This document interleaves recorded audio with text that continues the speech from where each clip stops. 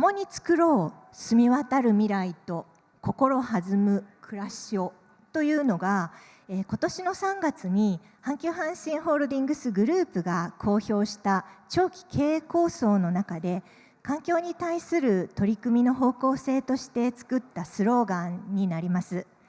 環境問題は非常にいろいろ複雑な状況で世の中大変になっておりますけれども、やはり地域の皆様、関係するいろいろな方々と一緒に取り組んでいくことが重要だという思いを込めて作ったことになっておりますので、ぜひこの内容について今日ご紹介できればと思っています。まず阪急阪神ホールディングスグループですね。関西からお越しの方はよくご存知だとは思うんですけれども、私たちは鉄道を母体に不動産、エンターテインメント、それから情報通信、旅行、国際輸送といった、多岐にわたる人々の生活に密着するような事業を営んでいる会社になります。今も未来も誰もが自分らしい生活を送れるように、サステナブルな行動を自然と選択できる社会を当社グループは目指しています。誰かだけが頑張るんじゃなくて、やっぱりきちんとみんなで頑張っていく。で、当社グループもしっかり頑張る。で、それがお客様にとって、地域の方にとって自然な行動になるということを目指しています。分野としては3つ。サプライチェーンを超えた社会の脱炭素化の推進、それから緑化・自然保護による都市の魅力向上やウェルビーイングの向上、廃棄物の削減・リサイクルの促進による社会の環境負荷の低減、この3つでこういうイメージをイラストとしても表現しています。で、この3つの取り組みはそれぞれこの取り組みに紐づく KPI という取り組みの目標、指標ですね、そういったものも設定しながら進めてまして、それに加えて全般として環境貢献活動への参加の機会の提供とコミュニティ形成の促進ということを掲げている次第です。で、環境分野で取り組みのしたいそれぞれの取り組みについては、この後3つの事例を各事業の担当の方からご紹介をします。サステナブル経営をじゃあ実際にやっていく上で、今のこの時代、じゃあ我々鉄道事業者、阪急電鉄がどういったウェルビーイング、どのような価値提供ができるのか、そこは非常に重要だと考えております。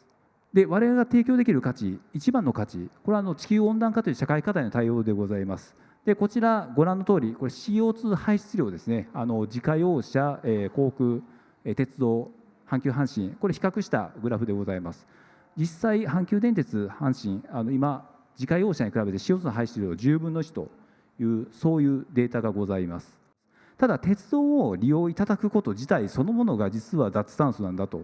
いうところについては、このデータでもって皆さんご理解いただけると思っています。ですので、鉄道を中心に環境負荷の少ない移動、そして公共交通を軸として住みやすいまちづくり、これを進めていくことが、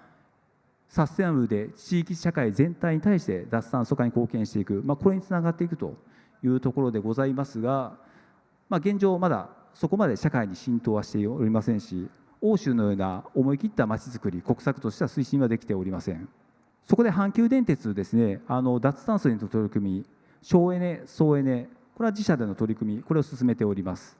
そしてそれに加えて、我々今般地域連携、いわゆる沿線ステークホルダーの皆様と一緒に脱炭素に取り組んでいこう、そういった取り組みを進めております。そしてそれによって沿線ステークホルダーの皆様とも一緒になり、いわゆる意識が変容、そして共感、そういった取り組みへの共感、取り組みが広がり、そこが回り回ってインフラが充実し、そして環境政策も充実していく、そこが充実すればさらにより意識が変容し、共感取り組みはさらに広がっていく、こういった社会に対してプラスのサステナブルな意味でのプラスのスパイラルアップを目指してまいりたいと考えております。そして我々それによって阪急電鉄、阪急阪神沿線価値の向上、そして行動変容、それによって公共交通をしっかりご利用いただきながら、沿線ステークホルダーの皆様には無理なく脱炭素に貢献いただき、ウェルビーイングを目指していく、いわゆるビジネスと社会貢献、脱炭素、これらを両立させていく、これは阪急電鉄の今の脱炭素に関する考え方でございます。万博や IR というところも、契機にしてですね、きっかけにしながら、より一層のまちづくりをして、国際交流拠点になるというところを今構想として掲げてございます。その実現に向けたプロジェクトの一つが、グラングリーン大阪になっております。でこれがですね、ちょうどこの大阪・関西万博をめがけてまちづくりを進めておりまして、ちょうど1年前に先行まち開きということで公園の一部とホテルとかがオープンしております。で今年の3月に南館と一番ビルの大きな部分が開業して、将来的に2027年度に最終完成予定というふうな形になってございます。ここは日没後もですね、非常に景色としては美しく、ちょうど夕暮れ時なんかはこのような形で、ビルにも夕日が反射して、公園の芝生とか水盤のところではたくさんの子どもたちが遊んでいるというふうな様相になってございます。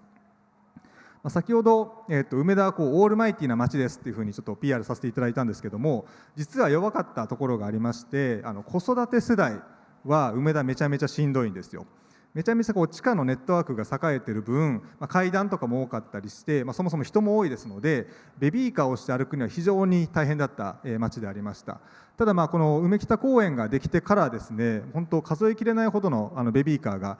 公園の現地には訪れているような状況でございます。こういう子育て世代にとってもですね、喜ばれる街づくりというところがグラングリーンを通してできたのかなというふうに思っております。でまだ公園はこれから拡張する予定でございます。数年後にはですね、梅北の森というところが開業する予定でございます。奥に滝があって、そこから池につながって、で樹木もより一層たくさん植えられるような形になります。左手にはペデストランデッキで森の中を空中散策できるようなものもできてます。最近X 見てると結構その大屋根リングのロスも叫ばれる中で、ここがちょっとミニ大屋根リングっぽいっていうところでグラングリーンを楽しみにしていただいているような声も確認できているので、ぜひ皆さんもそういう気持ちでここを訪れていただけたらありがたいなというふうに思います。でこうしたまちづくりはですね、計画コンセプトとしましては、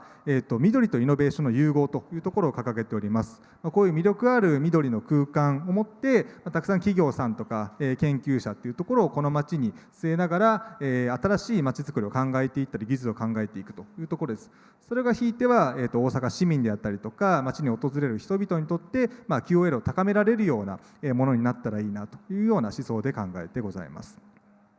でこのグラングリーンは従来の都市開発、再開発みたいなところとは異なるアプローチがいくつかございます。一つがランドスケープファーストというキーワードでして、あくまで緑が主役、ビルがファーストな考え方ではなくて緑が主役というところで、全て緑を中心に後からビルの設計を考えるというふうなアプローチでいっております。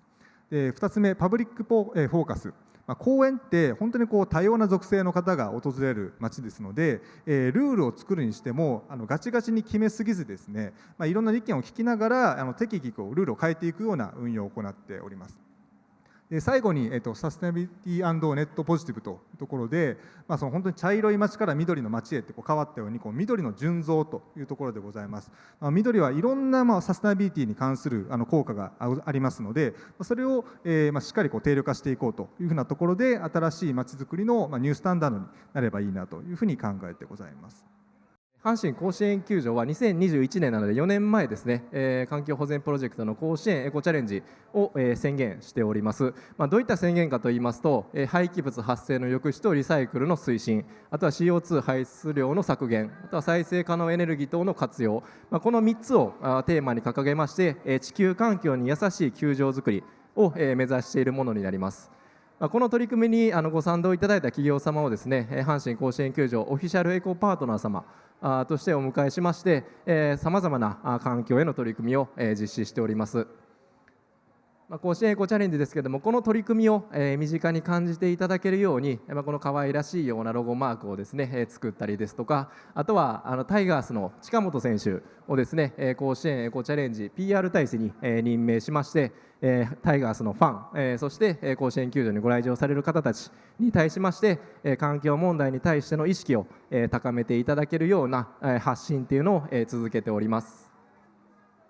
じゃあ具体的にどういう取り組みを実施しているのかというところのご紹介をさせていただければと思いますが、まず左からですね、甲子園球場の内野席の上に大きく構えております銀山の上に太陽光発電の設備を設置していたり、あとはグラウンドの散水に使う水に関しましては井戸の水や雨水の方を使用しておりますので、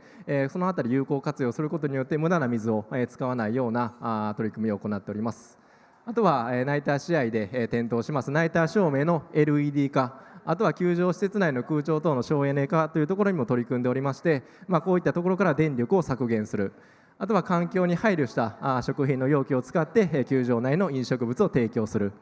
あとは食品ロスの削除、あとは使用済みの油をですね航空の燃料の一部とすることによってゴミ自体も削減していこうというような取り組みであったり、甲子園球場のシンボルの一つでもありますツタ、外周の壁面に生えておりますけども、これもしっかりと育てておりまして、甲子園球場の壁面を緑化することによってヒートアイランド現象の緩和等にも取り組んでおります。あとは球場内でたくさん発生しますプラカップ、